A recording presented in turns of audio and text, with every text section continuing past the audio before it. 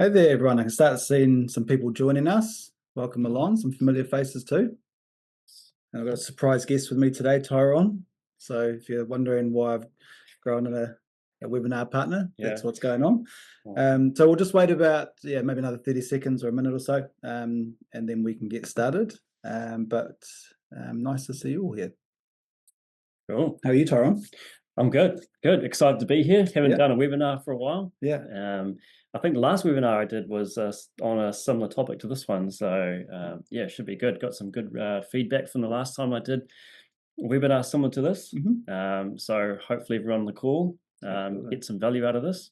Oh, look, I can see the value in it, from us preparing for it and what we see from customers and partners coming through to us, that there's just little things that could be improved, Yes. and they can make a world of difference. I think sometimes it can be a bit of a, not an afterthought, because when you're building a website, it's kind Yeah. of the main thought, Yeah. but that real detail, it's taking that next, the top 10% or something, and really tighten it up. So For sure. For sure. that's exciting. All right. Well, I think we're pretty close to going. So, well, I think we should get started.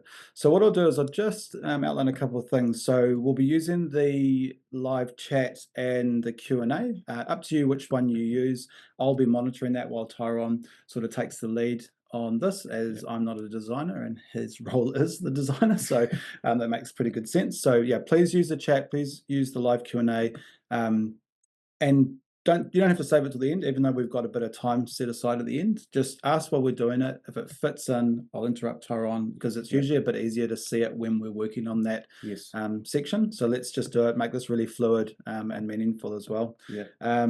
So my role here at Rocketspark, in case you haven't met me or been on one of the webinars, so I'm Carlos, I'm the head of customer success. So I look after the support team and also trying to boost this educational content. What we're trying to do is help people to just improve the success of their website and do better. Tyrone? Sure. Yeah, so yeah, I'm the graphic designer here at Rocketspark, and yeah, so my day-to-day role is everything graphic design, supporting the business, trying to make us look visually good, but also doing educational stuff like this. Nice. Um, Cool. And we've been through the other, like the Q&A and stuff like that. So we'll just get started. So I'll hand over to Tyrone to just kind of outline what we're doing and get started. yeah, for sure. So yeah, as you guys have all signed up for this webinar, it's common web design mistakes and how to fix them. And so, yeah, sort of think about this webinar as I'd say it's like a really good foundation for foundational knowledge for building a website and getting all the basics right before you start moving into all the nice flair of all the design things you want to add. Like this is basically getting a really nice foundation of um, all the simple things that make it for a great website. And so, if you nail all these basics, you're on the right road to creating a great website. Nice. Um, cool. So should we jump into it? Shall I share my screen? Absolutely. I'm going to add some stuff into the chat as we go as well. And if anyone's got any questions, and I can add anything, so I'll put those into the chat as well. Great. Cool. Everyone can see that? Yes. Yeah, if we can get a thumbs up or a comment in the chat or something, just to make sure you can see the screenshot Tyrone's sharing, and also us as well, that'd be great. Perfect. Okay, Thanks so brilliant. much. Cool. So today's session, we're going to base it off a blog that we've actually got on the Rocketspark website. And it's a blog that I co-wrote with Jeremy, who works here at Rocketspark as well. And we called it the 10 common web design mistakes to avoid. And this has actually been a really valuable resource for a lot of people in the Rocketspark ecosystem. And yeah, we wrote it because these were some of the things that we were picking up on that were sort of the common mistakes and common things that people could improve on. So I'll quickly just run through this blog of what we're going to cover in this session. And then I've got a website example that we're going to go through, and I've added all these mistakes and we're going to go through and fix them up. So yeah, I'll just run over these really quickly. So point number one would be the first one we rip into, which is a logo that's too big and too pixelated. Choice of fonts and font sizes. Large amounts of text and especially centered text. Long line lengths. Number of buttons and inconsistencies with buttons. Impersonal stock images or just bad photography in general. Not using hierarchy. incorrectly spacing content, leaving the mobile experience as an afterthought, and using image backgrounds incorrectly. So yeah, that's what we're going to cover today, and yeah, we'll try and move through these reasonably quickly so we don't take up too much of your time today. Um, so yeah, if we start with the first point, a logo that's too big and too pixelated, and so yeah, it's when someone gets a logo or a new logo for their business and they're creating a website, they might absolutely love their logo, and they're really proud of it, and there's the common term, just make it bigger, make it bolder. Your logo is sort of like that key piece that ties like all your branding together. And even if you are really proud of your logo, making it really big on your website can actually hinder your website by pushing too much of your valuable content down. And also, if you don't have a high quality version of your logo, or you're using a small JPEG and you're trying to make it really big, it can get pixelated. And trust us, this does happen. So, so do look out for this thing. So today, I've created this website. It's called Virtual Vista, and it's a website based on a virtual assistant. So it's not really, don't look at this website as, if it's not relative to your industry or your website or websites that you work on. It's more about, think about the principles of what we're doing here. So the first thing we're going to fix up is the logo. So I've got what's called a stacked logo at the top of this website. And it's, as you can see, it's not too bad. If we make the screen narrower, the narrower we make the screen, the more it pushes the content down. And this one's a little bit generous. If this logo is even bigger again, it can push down really key information on your website. But yeah, we'll go through what best practice is. So first on the list, let's update this, and I'll just be going through doing a live demo of Rocketspark and how to fix these up as well. And yeah, feel free to drop comments in, or yeah, Carlos, fire away with questions along the way if you've got some. Looking good so far, Ron. Yeah, like good explanation. I'm kind of interested to see what you're going to do to change it, because like to an untrained eye, it looks, Yeah. like it's there. But I'm kind of excited to see the fixes you do along the way. Yeah, cool. So we're going from a stacked logo, and we're going to go to more of a landscape logo. So a longer one that is going to be more compressed and not take up so much space at the header of our website. Phew, the first thing on our live demo actually worked. That's good. It's always good to get that first one out of the way. Cool. So you can see here we've changed it from a stacked logo to a landscape logo, which is definitely more traditional. And if you do have a logo, it's really nice to have those options of having a stacked and a longer version, or more simplified versions to use in different use cases. And while we're in here, we might as well change the layout as well of our header. So instead of having our logo in the center, there's nothing wrong with having it in the center, but for this case, I want to close this, and I want to go to our header menu, and I'm just going to move our logo to the left, and just going to do a bit of a refresh here. What I'm going to do is I'm going to save this. Bear with us for a second. Okay. Just a refresh, yeah. Nice. Cool. So straight away, we've pushed up this content a bit higher, and we can even make more changes by going back to our header menu, and we can adjust the space top and bottom as well to bring that content up even further. And that's just one really simple thing to do on your website, to bring that key information of your homepage up. And your first impression on your site when someone loads it, if they're confused or they're unsure or they don't know what your business does, that could be a turning point for why people are getting turned away from your site if it's not clear or obvious. what that key message of your website is. So that's one good reason why to do this. And so something we get often is we see some really large logos because people have obviously spent the money and got a brand person and designed this logo and they're really proud of that. Yeah. And they're like, so I want this to take up all that screen. I don't really care about the next thing. I really want this. Is that like we say it's a bit of a mistake, but kind of why? Like, why would the logo not be the biggest image on the front of you?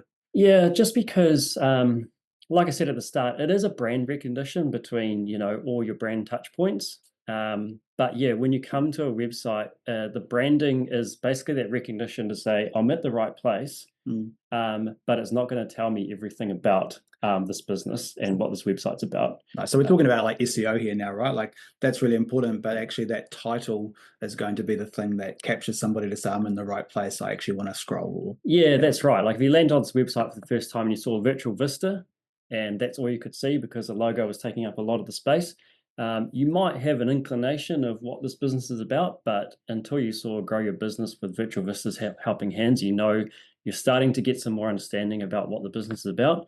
And so, yeah, that's why it's important. So let's move on to point number 2 of what we're going to cover today. So choice of fonts and font sizes. And so this one's a real good one. And I'd say the key here is consistency of fonts, font choices, and font sizes. And so I hope everyone's familiar with H1, H2, H3, and paragraph. So you've got 3 heading styles on Rocketspark, and you've got a paragraph style. And the more consistent you can be with those headings in terms of size and how you use them throughout your site, and same with paragraph or body text, the more like whole your site looks and the more like consistent it looks, going from page to page and even just down one page. I'm sure we've all been on sites before where there's multiple sizings and multiple styling of typeface choices, and the site just becomes a little bit disjointed and you end up spending your time trying to figure out what's what instead of actually ingesting the content. So with an H1, that's your biggest title. You normally have one on each page. And, your H1, that can be like a little bit more experimental. H2 and H3, yep, they can follow suit for the H1, or they can be different. But as long as they're consistent, and I'd say with paragraph text, you really want to have like a clear, readable typeface. Because it is your smallest typeface, and you want it to be really easy to read. And yeah, being at a smaller scale, if it's hard to read, it's going to be another thing that turns people away from your site because people get frustrated, and people got less patience and less time these days, so they want to read it quickly. So. And it actually helps with scannability as well. If you've got really clear headings and really consistent headings, people can start to understand the flow of your site and understand what the key sections are, and dig into the paragraph text if they want to. So let's jump into this section here. So right at the top of this homepage here, this is our H1, and this is H2 or H3. And at the moment, they're both the same. We're going to talk about hierarchy all the way through this as well. So there's no hierarchy really in terms of what is the key heading. Further down, we've got a heading that's even bigger than our main headings at the top. We've got a different style here. We've got another typeface choice here. Another one here. And here's one of our brand fonts, but a different one here.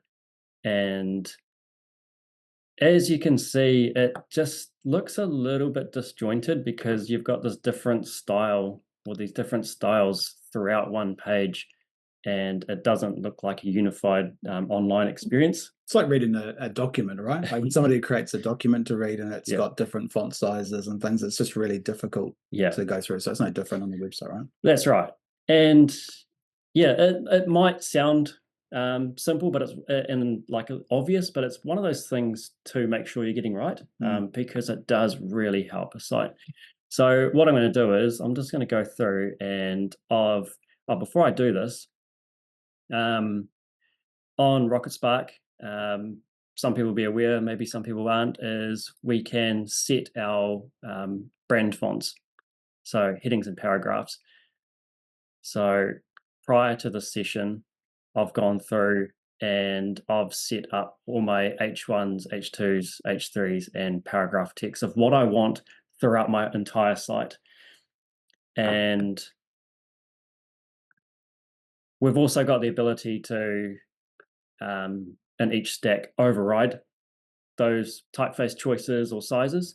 So what I'm going to do is I'm actually going to go into the editor mode and I'm going to go into headings and paragraphs, and not for that one there. What I'm going to do is this one here, I'm going to set this as my H1. So currently it's an H3. So I want to set this as my H1.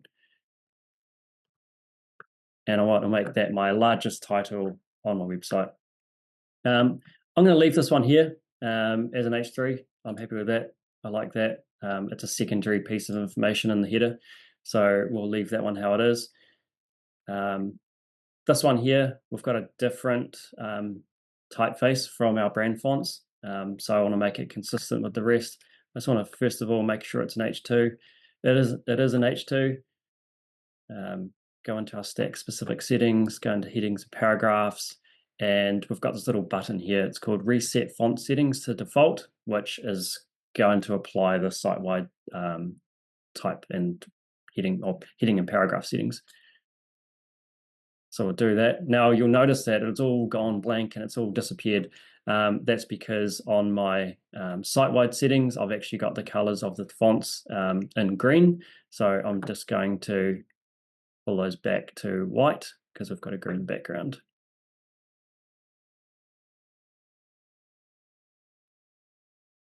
Cool. So just bear with me for a minute as I go through and I fix these up. Headings, paragraphs. Any questions coming through on the chat, Carlos? No, nothing just yet. I've just to remind people, I've put a couple of guides and things, a blog and a guide in the chat, and I'll try and do that as we're going along to support what Tyron's talking about. Really cool to hear you talking about those site-wide settings versus those stack-specific settings, and Yeah. you kind of use those brand terms. Yes. But I really like when we're talking about all of those settings, really important to get those site-wide settings under change design. Like if you use those, then it's just really easy. If you make a decision that actually I don't really like this font, I'm going to change it. It's going to update everything across your whole site. So it's just simplifies everything, and you can make those changes easily instead of having to update every single stack separately. There will be times, just like what Tyron's done, where you'll have one stack that has a white background and one that has a green background. So you will need to go into it to change the color of that font like Tyron did. Yes. But you want to sort of do that as an exception to the rule, if that makes sense. So, yeah, that's right. And trust me, we've all made this mistake, but you'll make this mistake once and you'll realize that it's a slow process when you have to go through and manually, if you want to make a typeface change in terms of size or style or color, it is a much slower process, especially if you've got a website that's 5, 6, 7, 8 pages. It does become a slow process. So yeah, it's about just working really efficiently and using the tools inside Rocketspark. And I don't know if it's the right time, so tell me if it's not, but I don't understand very well like the serif and fonts, and like I see them come up in fonts all the time, and I'm not really sure what's going on. Is there something really simple, because obviously we don't have a huge amount of time to cover all the points, but is that important, or is it something that I should just have not even asked? So you're asking about the difference between serif and sans serif and when and where to use them? Are they two different fonts? Is that a font? Is it? Yeah, so it's a font style. So they've got your for the designers on this call, they'll know they've got serifs, which is what you can see here. These, I don't know if you can see the detail here, but sort of like if you think about Times New Roman, you've got the font, you've got all those like little accents at the top and bottom. Like hooks to me. Yeah, There's always a hook on the T or something. Yeah, that's right. And so those are your serifs, and sans serif font is one without. And I would say for headings and maybe paragraph text, like you'd want to think carefully about a serif font, just coming back to that readability at a smaller scale. Even though newsprint is a serif font at small scale, so that's obviously really readable, but it really comes down to the brand position of your website, and the difference between a sans serif and a serif font. They can mean and make the business feel different things. So that really comes down to your brand position. So there's no right or wrong answer. It's just more about, yeah, how you want people to perceive your website. And yeah, that sort of comes a little bit more back to brand strategy, which we won't get into today. But yeah, that's where that falls into place. Hopefully that answered your question, Carlos, without waffling on for too long. No, it's good. Cool. All right, so what I've done is I've gone through and I've updated all of our typefaces so they're all consistent now. So now we're starting to make some impact on the site, where we're starting to get a little bit of consistency going on here now, which is really nice. So as we work through these steps, the site will get clearer and clearer in terms of, the goal that we're trying to achieve. So I've gone through and we've done that. So we'll move on to step number 3. So large amounts of text and overuse of centered text. This is a big one. We see it a lot, right? I guess we get to see a lot more websites than most people. So yeah, that's right. We see it a lot, and there's nothing wrong with good content and having a lot of content on your site. The issue that you get into is if you've got really large paragraphs of text, especially centered text. So we'll talk about centered text first. Centered text, you've got 2 jagged edges on either side of your paragraph. So when you've got jagged edges on your paragraphs, it's actually harder for the eye to track when you're reading of what line you're on and what line you're supposed to skip down to. And just from like an aesthetic point of view, you've got 2 ragged edges. It just looks a little bit messier on your site. So it's always nice to, where you can, for larger bodies of text, left align your text. The second point is too much text. So your copy might be amazing. You might have all this amazing stuff in large paragraphs, and that's fantastic. However, if it's too big, that can be really intimidating for a lot of users, and especially a lot of users who want to skim read. And when you're trying to skim read a really long paragraph, it doesn't matter how good the content is, there's a chance it's not going to get read at all. So you're better to actually try and reduce the amount of text you've got, or break those big sections up with headings and spread it throughout your site. So there's a better chance of all that great content getting read, and you can apply different sections of text at different sections of your website. So, and would you and you can put that content into like a blog. I'm a big on blogs. If you haven't seen one of our SEO webinars, there's SEO basic webinars on the customer webinars page, which I'll put a link into the chat. Yes. Definitely harp on about blogs and landing pages. So if you've got that content and you either paid to get it done or you've put the effort into making it, it could be a good idea to put it into a blog. And then what Tyron's saying there is you can have this section with a title and a brief of it, and then you might link through to the blog. And then those that want to read it can go and read that detail and take the time. Whereas those that have come to your website to decide whether this is a business they're going to work with, or a product they're going to buy, or a service they're going to use, can actually make that decision much more quickly, right? For sure. Yeah, and there's nothing wrong with adding a text link in a paragraph to links off to a blog, which explains more about that. So, really good point, Carlos. And while you're moving across there, I'm just going to say, you probably hit me, but justified text, right? We've had that a little bit. So Tyron, I don't even think wants to mention it, but just as an aside, we don't even have that, right? So we're so firmly committed to not having justified text that you can't actually do it in Rocketspark. So justified text is a whole new thing, and it comes up with its own set of problems, and yeah, let's not mention justified text because Too late, I've done it. Sorry. because we don't actually want to go down that pathway. Cool. Cool. So we're going to focus on this block of text here on our website. So as you can see, I've actually got some left align and I've got some center align text here, and I've just got this really large body of text. And as good as all this content might be, it is reasonably intimidating. And if I'm skim reading this website, I might look at, well, users might look at this and be like, you know what? I can't be bothered reading it. I'm going to skim past it. So what we're going to do is we're going to shorten this text down, and I'm actually going to change the layout slightly to make this look a little bit more inviting. So what we're going to do is we're going to select this text, and hopefully everyone here has heard of Flint or used it. I'll put another plug in here. If you haven't, there's a webinar on using Flint. Yeah. But yeah, great for content creation. Yeah. So Flint is like ChatGPT. It writes all your content for you, shortens it, makes it easier to read, makes it longer, all within the Rocketspark CMS. So yeah, really helpful tool here. So I'm going to take all this text and I'm just going to make it shorter.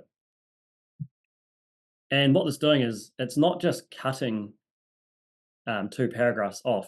It's actually reading all this text and considering it all and making all of it shorter and more compacted. So that's still too long. So I'm going to keep making it shorter.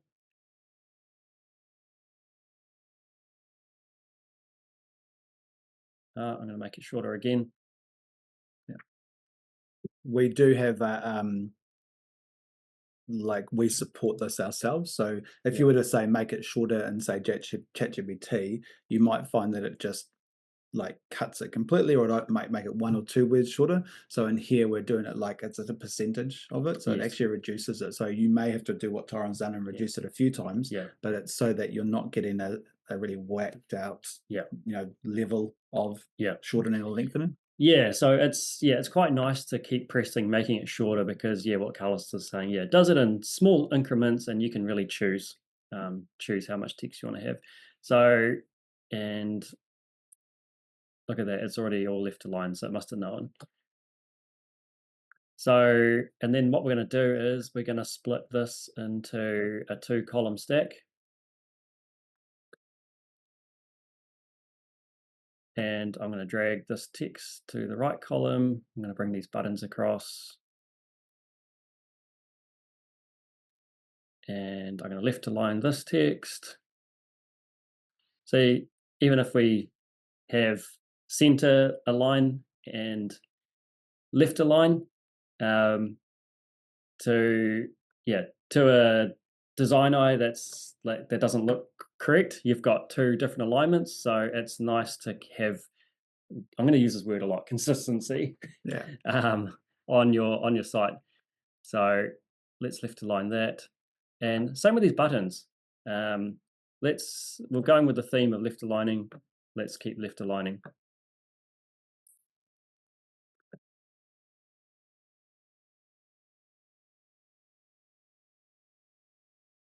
Cool. So we went from a big body of centered text to a nice heading and a nice bite-sized chunk of information here with call to action. So one that's really important, I can't emphasize enough, is really when you're putting content on a website, or if your own website or a client's site, keep that in the back of your mind. It's really important. Cool. All right. Let's move on to point number 4. Probably need to speed this up a little bit. I realize I'm going too slow. That's right. So long line lengths. Almost got that muddled up.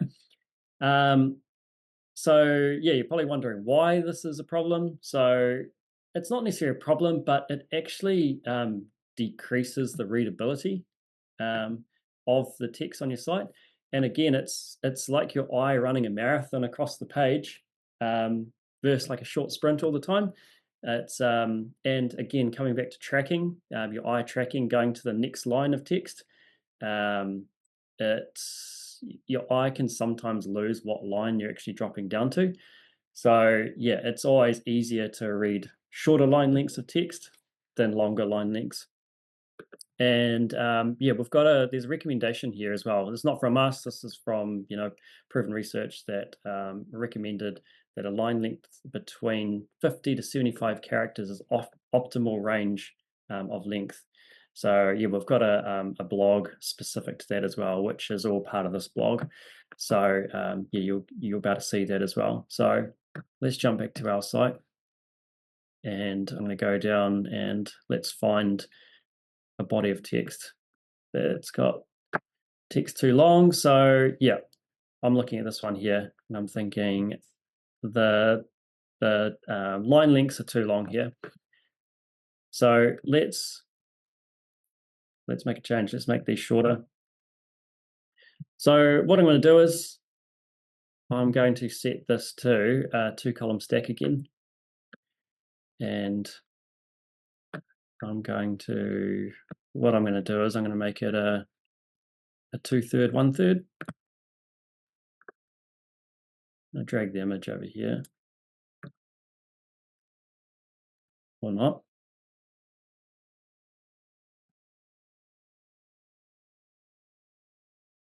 And I'm going to scale this image up. So what I'm doing here is I'm making it more visual. And one thing that people like to look at is other people. And so if you've got really good people images on your website, yeah, really make the most of them. So what I've done is I've really changed the line length here of our paragraph. I'm actually thinking that this is a little bit too long, this paragraph. I'm just going to shorten it up again. So I'm just going to make it shorter with using Flint.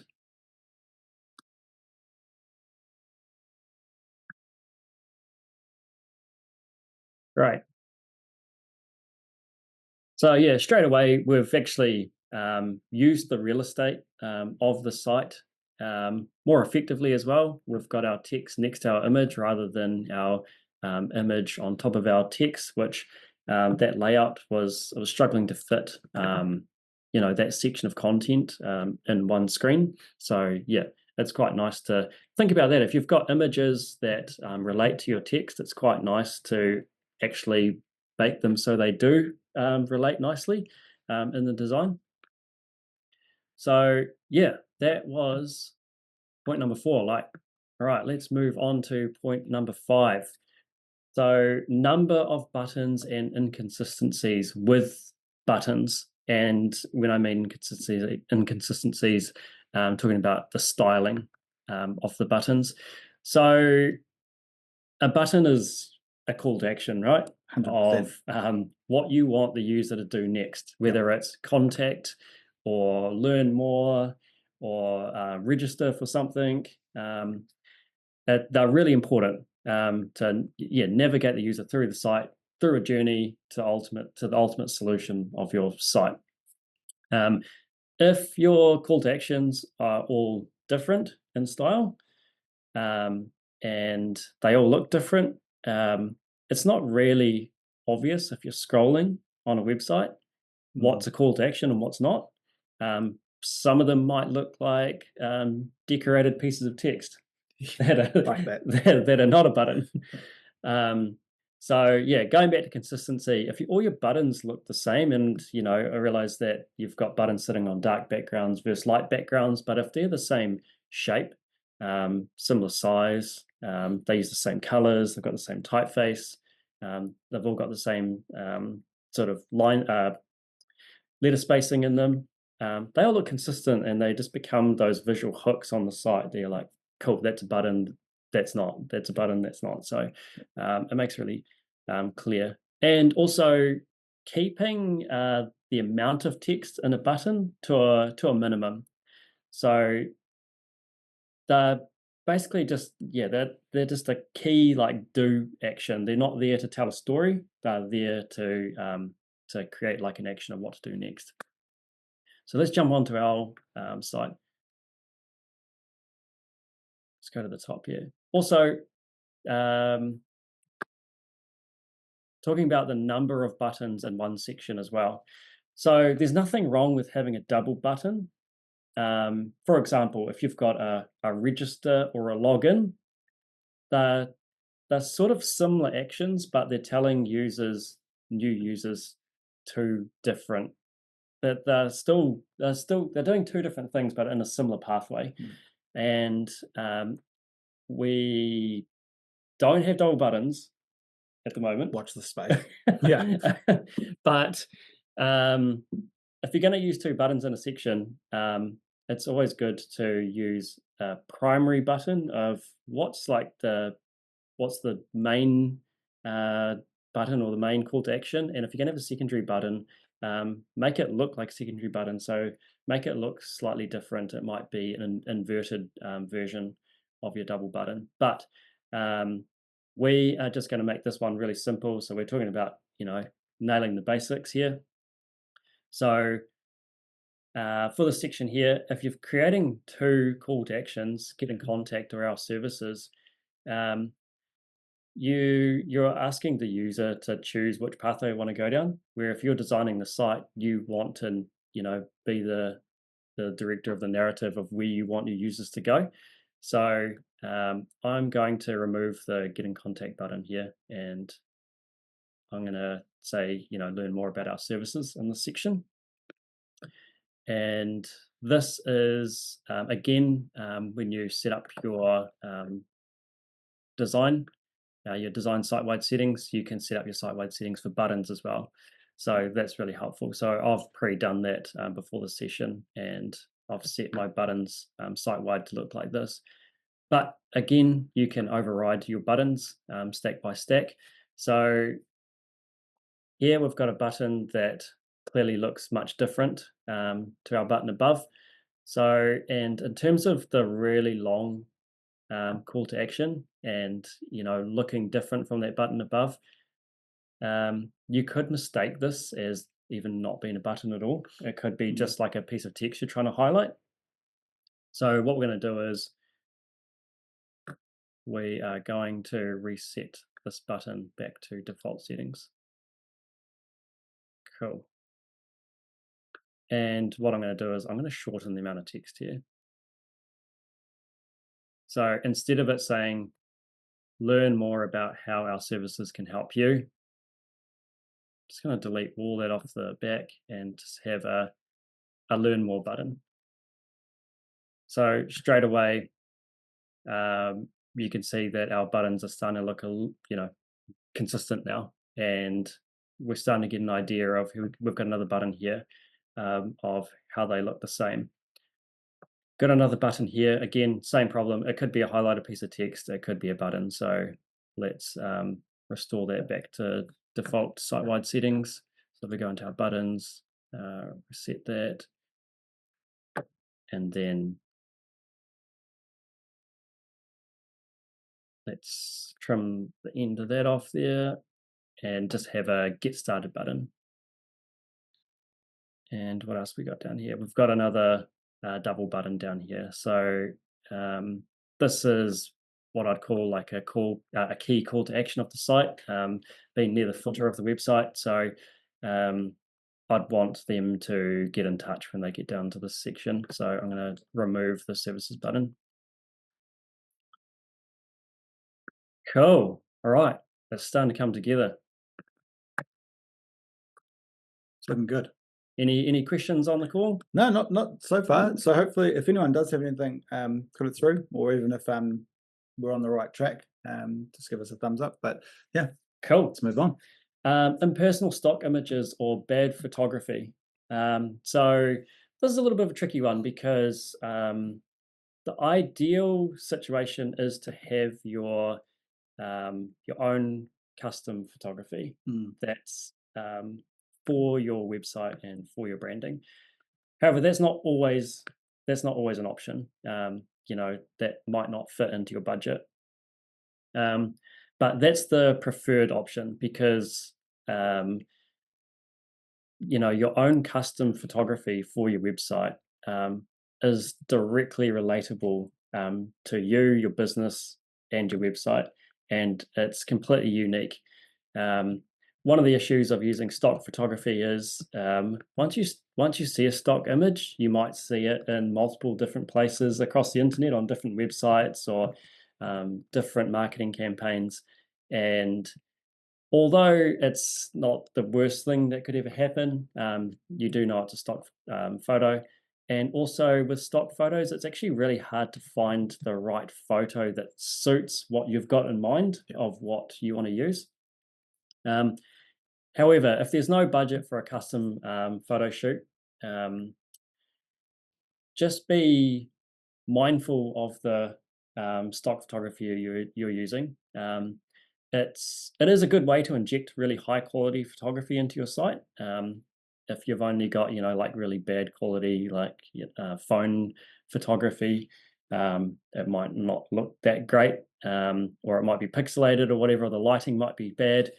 So stock photography is really high quality, and it's a good way to inject high quality photography into your site. But yeah, just be mindful that a lot of stock photography can look quite cheesy. um, Yeah. and if you're doing a website that's based in New Zealand, that's really Kiwi, it sometimes when you're using stock photography, it can look, American, for example, with like the backgrounds or the cities or the landscapes. They might not look like New Zealand landscapes, for example. So keep that all in mind. So we're going to jump onto our site here. So we've got this, what I'd call quite a cheesy photo at the top of our website of a high five here. And I don't know if it's obvious to everyone that it's a stock photo, but for me, it's completely obvious it's a Yeah. stock photo. Yeah. For me, it is. Yeah. I want to see some reactions from people to see if Yeah. they see it as a stock photo. We could be way off, right? But Yeah. And so what we're going to do is we're going to replace this image. And this is actually another stock photo, but I didn't have the budget to do a custom photo shoot for this site. Yeah. But what I've done is I've created I've chosen an image here that's got like a much more like natural character to it, and tried to make one look a little bit less cheesy. And I've been, I thought about the website and the copy, and I've tried to choose an image that's a little bit more relatable to the website. So yeah, I've gone with this image here that looks a little bit more natural, rather than like a really staged high five. And again, totally transparent, all these images are stock, but I've tried to choose images that look more natural than completely staged. So I'm happy with this image here. And this one here, I'm going to replace this image. Again, I think this looks really staged, really cheesy. Although it is high quality, it just looks a little bit fake. So we're going to go through and update this one.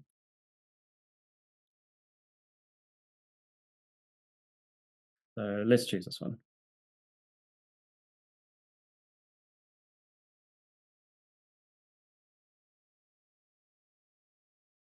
Cool. So I'm just going to move that one there. And yeah, you could probably argue this one looks a little bit staged as well, but I just like the vibe much more than the previous photo. But yeah, again, just to reiterate, custom photography for your own site is the be end and the end all. Like that is like that's the way to go. But yeah, I understand that that doesn't always fit into the budget. But photography being such, if photography is you know, one of the key parts to your site, it could be worth investing in it because it is such a big part of your site and such a big visual element. yeah, 100%. And I've added that our most recent photography blog in there, which was interviewing a photographer. So there's some really great tips and tricks in there for trying to do it yourself, but also around the importance of that. So for sure. Yeah, cool. Thanks for that. Right. All right. Let's move on to number 7. So In a way, we've actually covered a lot of this, and we will cover hierarchy in the next section as well. But if, for everyone on the call, if they're not familiar with what hierarchy is, it's basically the order of priority of your content on your website. So that really leans back into all your titles and your subtitles and your paragraph text on your site. If you don't have clear headings, your H1 being, maybe your biggest heading and your H2 being your second biggest, for example, and your paragraph text being the smallest, um, that's basically priority of content. So, your headings are, your key headings that sort of hook you in to the site and what it's about, and you slowly filter down through the headings and through the paragraph text to create like an order of priority of content. And so that can be done through headings, that can be done through color, that can be done through spacing. So yeah, not using hierarchy, that sort of applies to sort of everything we're doing here at the moment. I really like that, like in that blog, how it's got the example of it poor and the example of it good, because I think sometimes it can be hard too to see your Yeah. web page Yeah. as a full Yes. visual. Yes. Sometimes making it onto a smaller screen size, I think, helps. Yes. The other thing, I'll just put a plug in here. If there's a great Chrome plugin called Go Full Page, Oh, yeah. which basically takes a picture of your web page as one image, Oh, yeah. which is a really Yes. nice way to just be able to see Yes. that hierarchy, right? Where you're seeing For those sure. H1 headings and how they cascade down to your H2s and 3s in your copy. For sure. So yeah, Go Full Page. I'll see if I can find a link to put in the chat here as well. Yeah. And then when you go to the page, I've missed a question that came in just as you went into this section, but Okay. just asking, does it make a difference having different photo shapes? Um, yes and no. And that sort of comes down to the theme of your site. Mm, And so what I would say is if you're using shapes um, for your photos, ask yourself why you're using them. mm, And if it's because you want your site to look maybe playful, or like maybe if you're using different shapes for every photo, maybe you want your site to look playful mm, or more interesting. But if it was, more of like a corporate looking site, you'd question why you're using so many different shapes on your photos. So it really depends case by case. So and then again, like come down to coming back to like consistency. The more consistent your photo shapes are, the more sort of unified it's going to look, or the more formal it's going to look. mm, Um, but yeah, always come back to like ask yourself the question: why am I adding these shapes yeah, to these photos? And if there's just absolutely no reason, then maybe stick with just either square or just one shape. It's always good to um, add you can in saying that you can add different shapes to your photos depending on different sections. And this is oval, and we've got rounded corners here. I'd say the consistency here is our photos are using rounded corners. This one is only using 2 rounded corners versus 4, where these other photos have got full rounded corners. This is This one here has got 3 rounded corners. So there is a consistency there. And one of the reasons why I chose a square corner here is so it fitted with the heading on the top left corner. Um, so yeah, just something to think about. Yeah, ask yourself the question, why am I using shape masks, yeah, basically? cool. Oh, that's good. So yeah, we can go back to I've just temporarily hierarchy, forgotten. which I Oh think yeah, we've actually done. We yeah. can probably move to the next one. Yeah. We've covered hierarchy. So incorrectly spacing content. So this is something that we see a lot, especially for I'd say new users or new website people who are new to building websites. Is they what we see is all of the content sort of crammed up together, and What this does is it doesn't create any breathing space between sections, and when you first land on a site, you're just seeing this whole big motif of images and text. And again, coming down to hierarchy, it really skews the hierarchy. You don't know what to look at first. Yeah. You don't know what's most important. It's really hard to distinguish what section of each website's for what.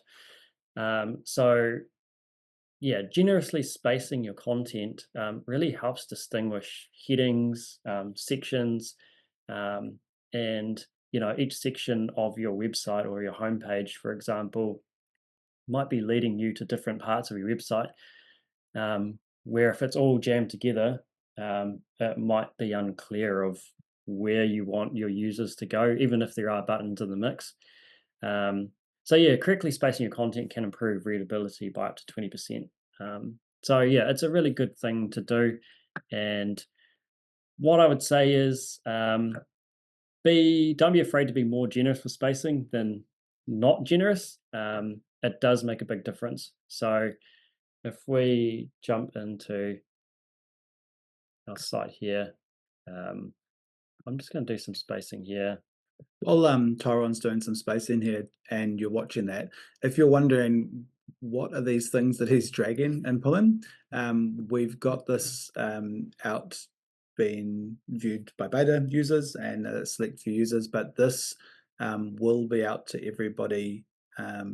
I don't have an exact date, but hopefully not too far away. We just want to do a little bit more testing around it. But effectively, what it allows you to do is do your width and spacing in context on your page, Yeah. which just helps so much to see what you're doing and how it's impacting things. But Tyron, after he's done this, will just briefly show you where to access these settings to do it manually, which is probably what you'll need to do if you're wanting to jump into this straight away. But we thought it would be quite cool to show you how this can be done in context because it will be coming out soon. So yeah, watch this space. Yeah, nice one. Yeah, it's a very quick way to do spacing, which is very nice.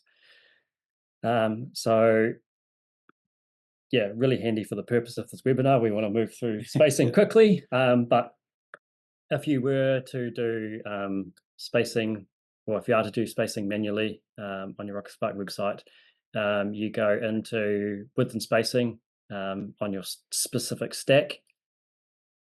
You've got content widths here, so you can go narrow, medium, or full width. So I hit that on the middle width here.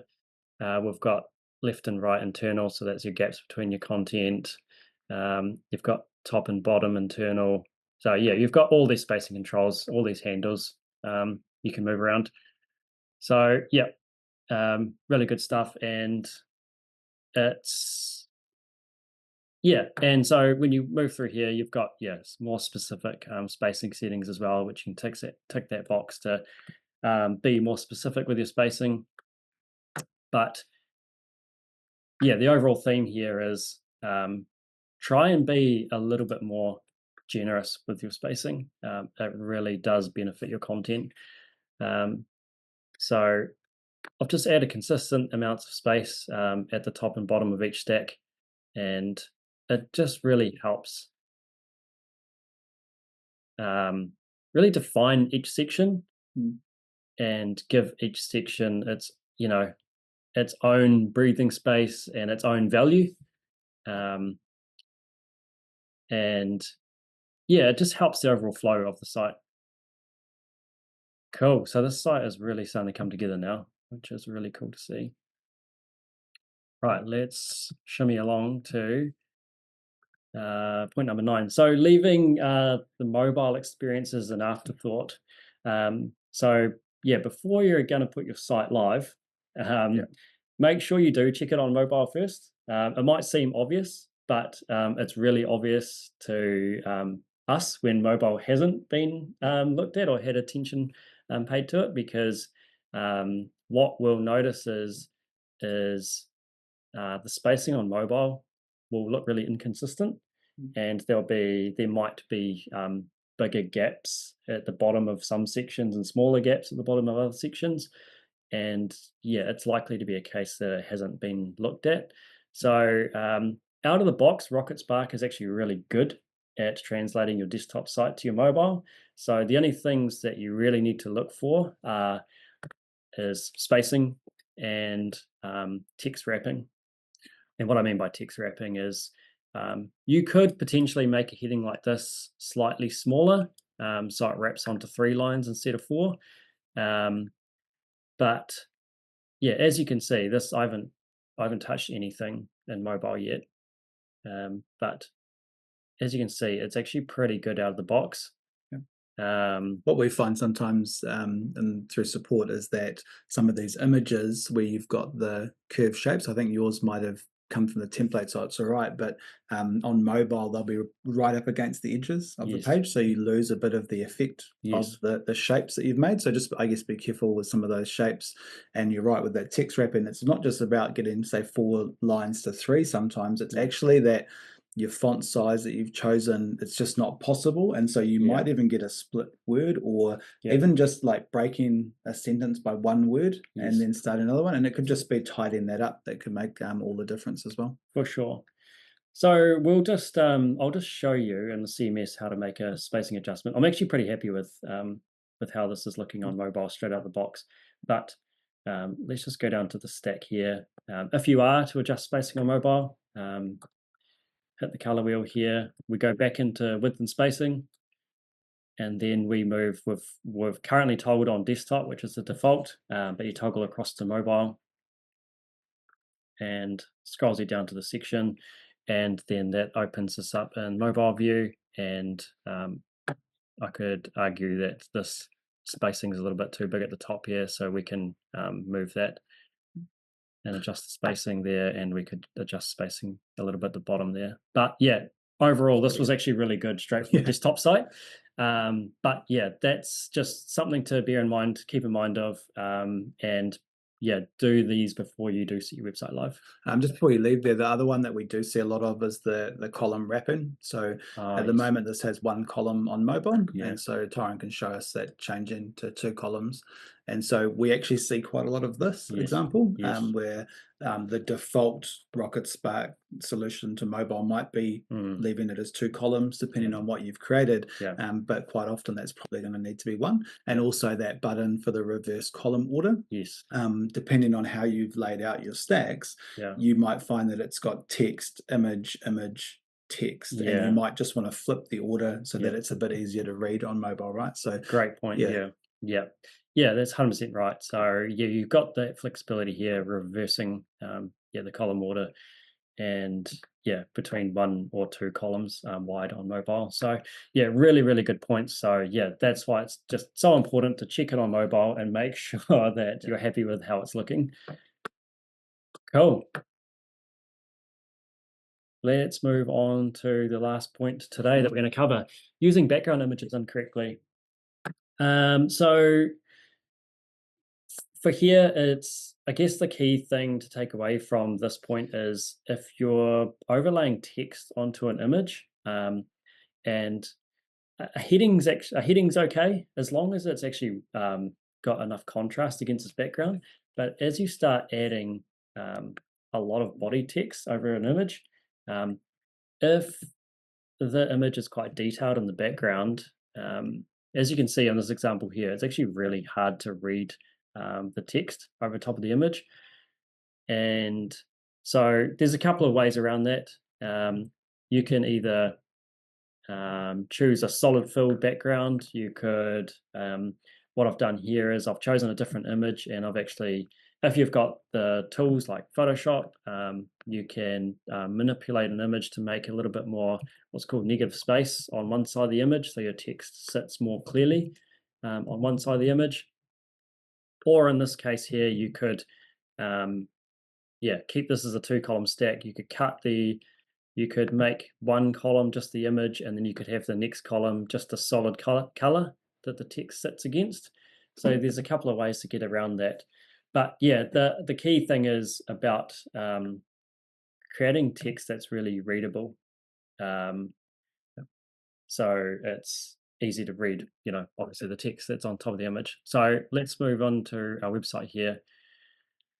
And I'm going to look at this image here, And so we've got the same image that we're using in the hero of the site. It's actually not too bad using like this one heading over top of the image, but what I want to do is I want to make this call to action really clear. So I'm going to delete that background image, and I'm just going to solid fill it with my brand color. And again, that's something that you set in your design site-wide settings. And straight away, like you can see with all this negative space around the text, how much more emphasis it puts on the key call to action at the bottom of the website. So yeah, that's just one approach or one solution for that situation. But yeah, the difference between before and now is it's obviously much clearer. Yeah, definitely. So yeah, that's everything that we want to cover. Yeah. So I was just going to ask quick, because I know that we're at time, guys. So we'll wrap it up. But we get this a little bit. So that if you go back to that guide that you were in with those background images, the other thing that's really important, even in that good example, is what that's going to look like on mobile. Yes. And so we see this a lot where people will really get that nailed, and it'll look just like that on desktop. Yes. But the problem is that it's going to squash over. So I guess my question to you is, that looks really sharp. Yes. But is it's sometimes better to just put the text in its own space and have the image to just stand alone? Yeah, for sure. So again, this works really good on desktop, but yeah, exactly what Carlos is saying. If you were to have this on mobile, maybe this text is going to come to the middle of the image and it might be over the top of this house. So that's why it would be a good idea to have a 2-column stack. You put the image of the house on the left, and you could have a solid filled color block on the right that your image sits on, or your text sits on, sorry. So on mobile, you can stack your text on top of your image or vice versa. Yeah, nice. The other thing that I was going to mention that does get asked a lot is, and we've got a guide for it, which I'll share, but if you're sort of really stuck on this like design, put in a transparent image behind your text. So like obviously you can have the stacked background, which in this case is the house and the landscape, but put in a column background of something that's opaque, and therefore if it does get crossed over on mobile, you're still going to see the text. Is that a good way to solve some of it? Yeah, like case by case. I would say probably a good situation for that is if you've got maybe even like a pattern or something that's quite detailed in the background. And yeah, to apply that effect, what Carlos was talking about, will really help that on desktop and mobile. I was just putting a comment in, but yeah, kind of at time now, so thank you so much for joining. Just one key thing is that there's a survey at the end of this. I'd love it if you could fill it out. It's only a couple of questions. It's just going to help us to make sure that we can deliver more content, find out what else you want us to deliver, and whether this webinar was useful and the content was good so that we can improve on it. I really appreciate, Tyrone, you taking the time out to come and join us today. No worries. And share some of your thoughts and ideas. Cool. I think what we'll probably find is people want to go, what's the second version of this webinar? You know, where do we take it to now? And there might even be parts around diving into some of this a little bit more deeper with more examples, but doing it as a shorter webinar, which I think could be really helpful too, because I can see some, like even with these backgrounds, actually doing 20 minutes or a 15-minute webinar on that could be really good. So the feedback would be really helpful, everyone that's on the call. And look out for the next one. I put a link in there to the customer webinars page. You'll see all of the upcoming webinars, recordings of old webinars. We're really keen to help people improve their websites and be successful with their businesses or their customers' businesses. So please, join it. Yeah, good stuff. Brilliant. Thanks, Carlos. Thanks, everyone. We'll end it there. Thanks, guys. Cheers.